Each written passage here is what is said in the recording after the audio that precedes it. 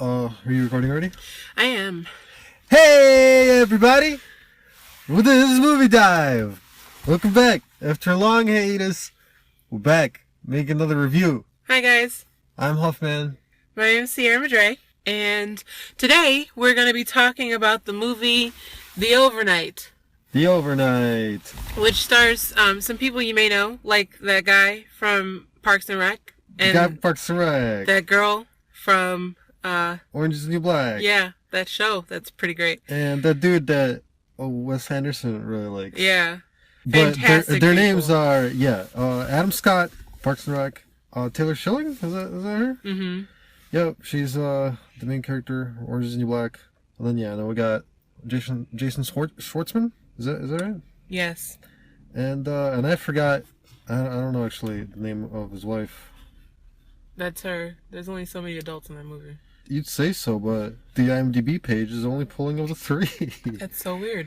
It Because is. I saw more than 3 when I looked. There's definitely more than 3. Anywho, now this movie came out last year, and it's about a couple with a young son. The main couple, they're played by Taylor Schilling and Adam Scott. Adam Scott. Oh yeah. And they move into a new city in, LA. And they don't know anyone, and they're eager to make new friends. And when they take their son to the park for this birthday party, they meet this man played by Jason Schwartzman. Jason Schwartzman.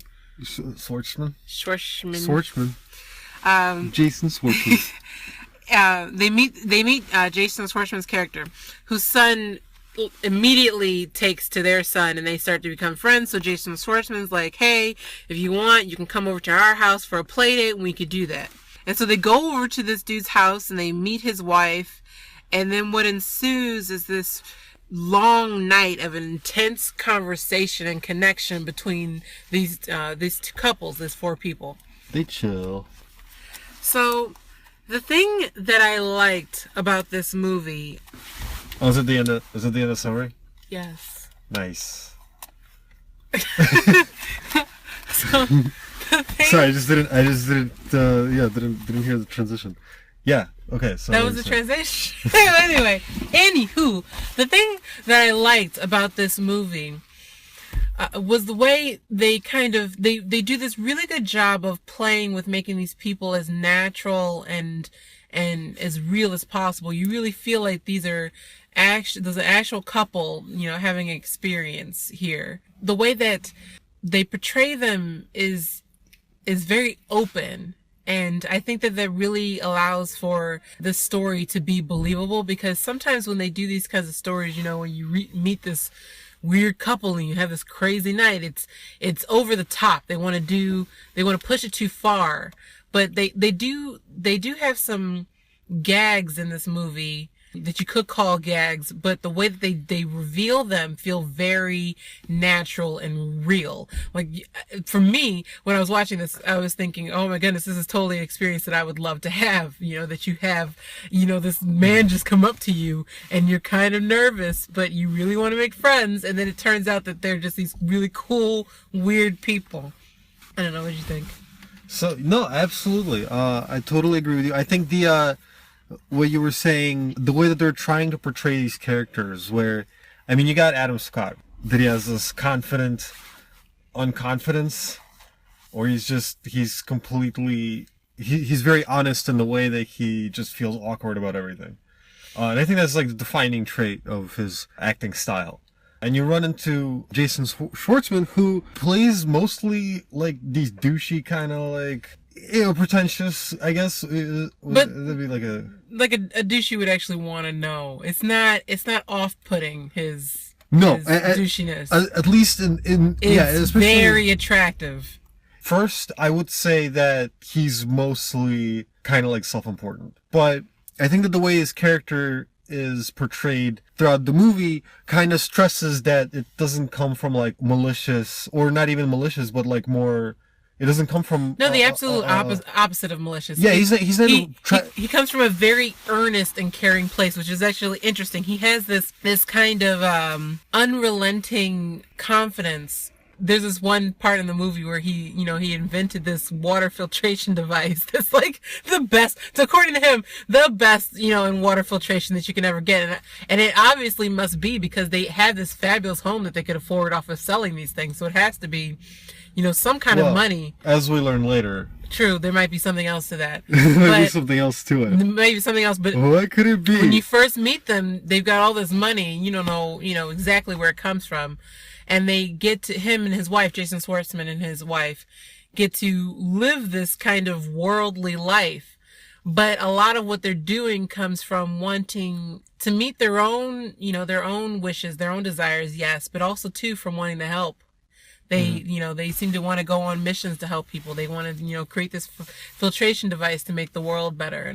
And a lot of their efforts seem to come from wanting to help people. They're legitimately, like, they're not trying to show anyone up. They're not trying to show you how much better they are. They're not insecure, or they're not trying to, like, come from a position of superiority. They're just trying to connect to people and show themselves for who they are. Yeah, as much as they can without pushing too hard. And I could argue that throughout the movie, they are pretty insistent on just like, hey, we just gotta, we gotta connect on this. We gotta show you who we are and what we do. But again, yeah, they're trying to also be, just kind and friendly about it, just chill dudes. I mean, yeah, like for a movie again about, I think this is like, it's a family, they're young, they move to a new city, and they don't really know anyone, and yeah, and it's like, and it's tough to find friends as an adult, and I think anyone can agree that, yeah, like just finding just genuine, like, friends, as you get older, it gets kind of tough. And in that sense, this movie is almost like a wish fulfillment in a way, where you just kind of like, you just almost immediately find some chill people who are also interested in connecting with someone new. Yeah. And so I have to say, for me, it was definitely like, it's like an adult fairy tale. It's literally, you could definitely say that. It's really like you as a couple, because it is so hard to make friends. You as a couple, you're kind of like, it's a Cinderella story. And then you meet your Prince Charming in the form of this other couple that's just the royalty of couples, where, they have this fabulous house, they have this, this worldly kind of demeanor. They know how to do things right, like even when they're putting the kids to bed, they actually know how to put the kids to bed so the kids just knock out, They have a method for everything. I think the adult fairy tale description really kind of nails on the metaphor, basically. In a lot of ways, their interactions play out in a kind of like almost idealized way, because you could see in some of the things that they present to each other in our world, like some people might be like put off by that, or not take it for what it is. And in this movie, yeah, it is kind of idealized, and I felt like maybe at some points it almost pushes like a chemistry on you that I think it does develop eventually, but maybe not as soon as the movie would like us to think. I don't know. Yeah, I think to me it's almost like the love at first sight, but you have it for people, for a group of people. Yeah. And there's another thing too, because I've never really seen a movie. This might be a bit of a spoiler, because I'm gonna go. Mm-hmm. We're gonna dive in here. Yeah. So just an alert. If you haven't seen the movie, you might want to stop here, come back, later and check in with us, because you're going to see it too, and it's going to be awesome. The great thing about this movie is I've never seen a movie that dealt with polyamory. Like, for me, this was the fairy tale polyamory, or sort of maybe even a romantic commune living type story, where this couple meets this other couple that they kind of connect with almost perfectly, at least from the man's point of view. And the woman, I think she gets there too, because she realizes kind of reluctantly that there's something that she wants too. Which woman? Taylor Schilling's character. Right. Okay. Actually, you know what? I disagree with that, because I don't think it really portrays that. I mean, it's not like a communal, like, living, because I mean the movie takes place over like a night. Over a night, yeah. But I think that I don't know. For me, and this might just be where I'm coming from with my own dreams and aspirations, but it seems like they have the potential to where they could operate as one unit. These four people, I could see that happening, and this might be the beginning of one of those stories. Because and like I said earlier, because by the end of the movie and before the end, but it does come like that kind of connection resolution of where they're just kind of like out with what kind of relationship they're in and what kind of relationship they're looking for, especially Jason Schwartzman's character and his wife, where they're not living in like they have like an idealistic like relationship in terms of like a friendship, but they can't connect like sexually, Yeah. And by the time that they all come to that understanding and also let it resolve it successfully, like positively, I think that comes across naturally, and I think that they do develop like that chemistry by the end. So you do kind of like buy into that relationship. Now, the interesting thing for me is that there's a big moment by the end of the film, the climax of the film, which kind of mirrors the opening of the film, where Taylor Schilling and Adam Scott's characters, they have this unfulfilling sexual experience between them two. And then when they meet this couple, they have this experience that promises to be fulfilling for all four people involved. And then they cut it off because of the children. That's right. They do start the movie with that. And, they're not and not then quite... by the end of the movie, they kind of tidy it up by saying, they kind of separated for a while and then they came back together, and maybe there's a hope that they might just end up being friends. But for me, that climax promised something. It promised, like saying at the end of the film that Jason Schwartzman and his wife's characters, that they were in therapy or whatever for whatever's going on with them, seemed, although a good step, seemed also kind of to fall short of the promise of that scene. You thought that they didn't go far enough. I think like that how that really because they do I think kind they of could have pushed it further and made it, because the way the story's supposed to go. Sure. Boy meets girl, and then they get in a relationship, and then they have some kind of troubles, and then they live happily ever after.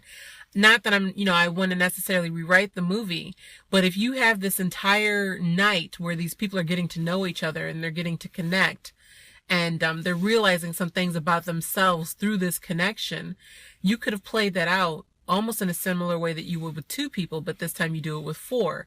And then it can be a romantic kind of relationship between these four people. I could see the possibilities in that. And for some reason, the ending to this movie kind of fell short of that.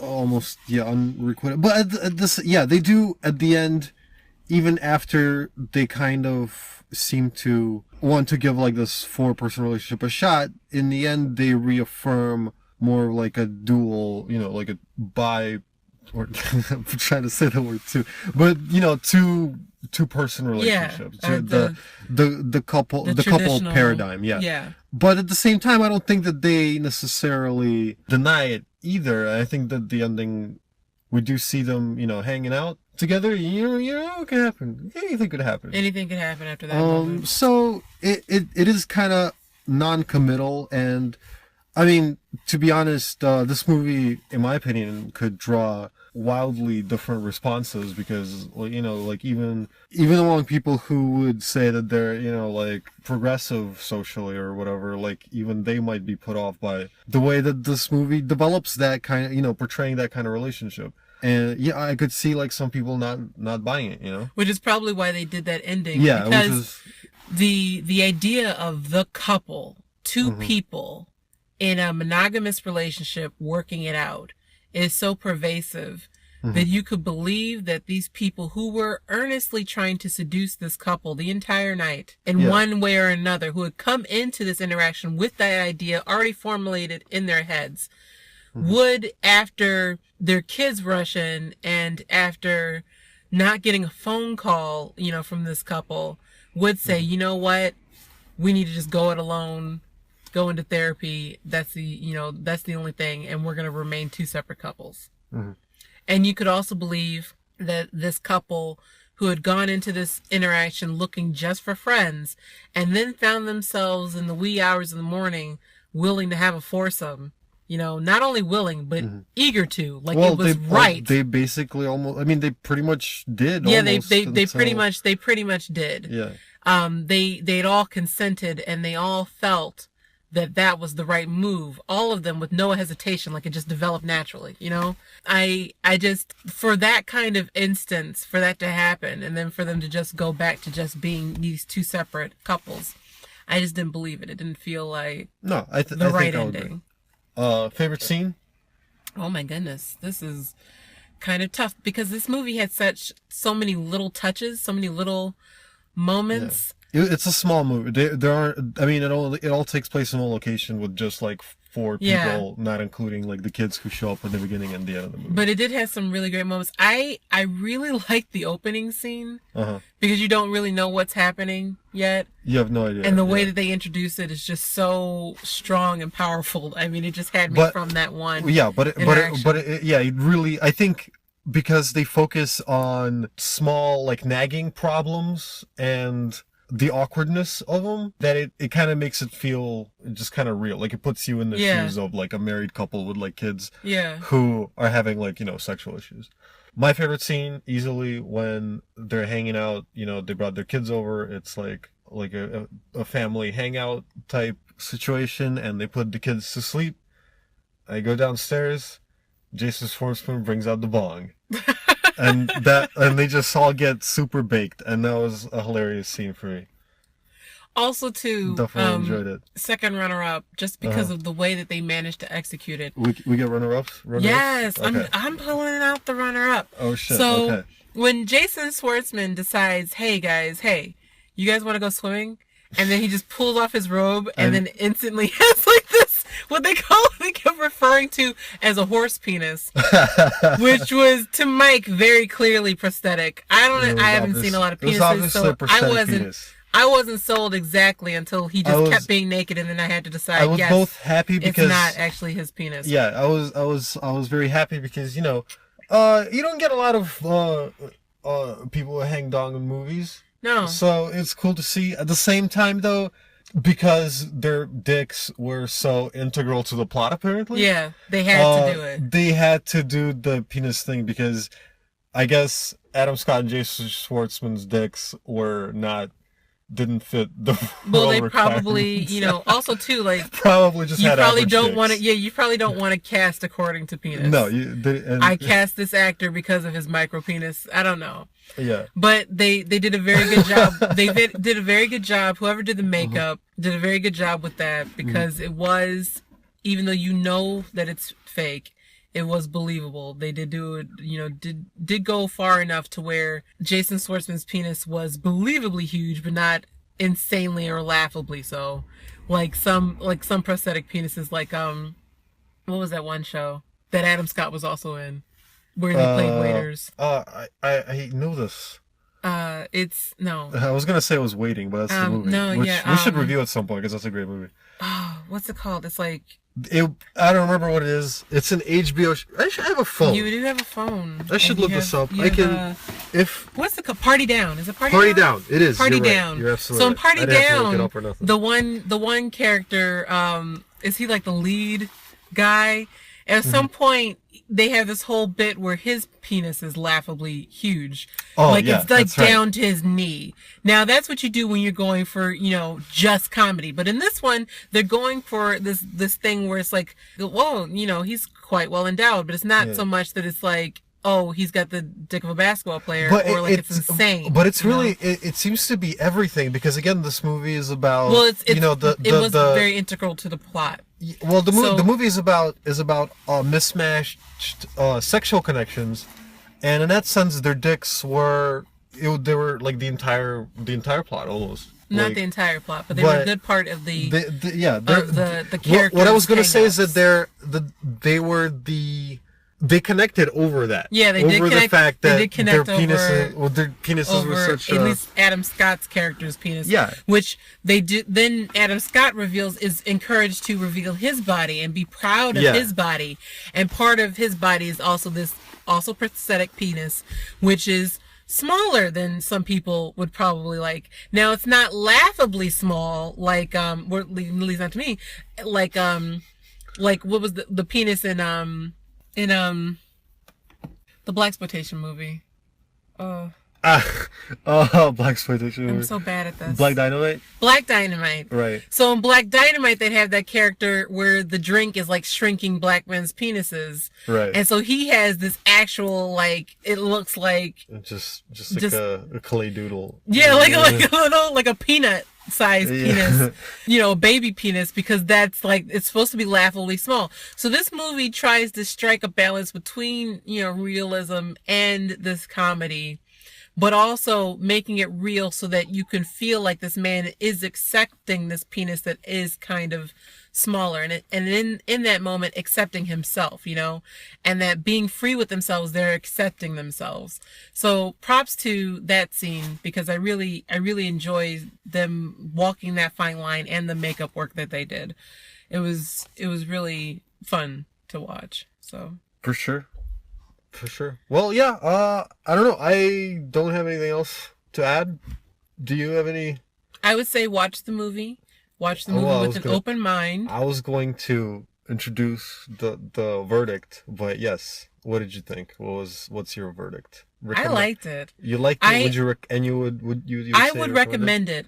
And it's weird too, because I did not enjoy the ending as much, but the whole ride of the movie to me was, especially because it has such a short running time, totally worth it. Totally worth watching. It was actually surprisingly short. It wasn't even like an hour and a half. It was like an hour 10 minutes or something like that. Yeah. I think I read somewhere that the whole thing was like 70 minutes. So yeah, that sounds about right. But it just felt like a nice little short and sweet story, and one that you don't often see, which I really appreciate. I appreciate people not trying to repeat stories, but maybe tell something different. And this movie does that.